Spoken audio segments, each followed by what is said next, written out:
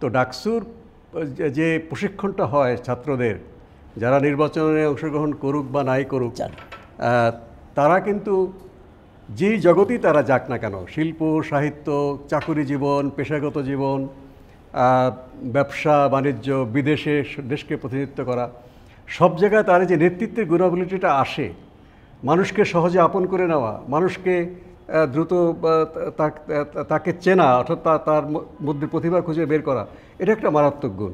আমি আমার পেশাগত জীবনে দেখেছি, যেমন আমি লক্ষ্য করেছি যারা চাকুরি জীবনে গিয়েছে বা অনেক প্রতিষ্ঠান জিজ্ঞেস করে যে আপনি ছাত্র জীবনে কোনো সংগঠন বা কোনো নির্বাচন বা করেছেন কিনা।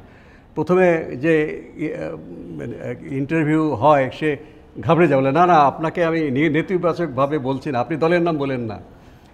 তখন বলে যে আমরা এটা জিজ্ঞেস করছি আমাদের প্রতিষ্ঠানে যে কাজটা, চ্যালেঞ্জ মোকাবেলা করার মতো সাহস কাদের আছে, যারা ছাত্র জীবনে এরকম আন্দোলন করেছে বা সংগঠন করেছে বা প্রতিকূল পরিবেশে মানুষকে পক্ষে আনার কাজগুলো, সেই গুণাবলী আপনার মধ্যে আছে কি না সেটা জানার জন্যই করেছি।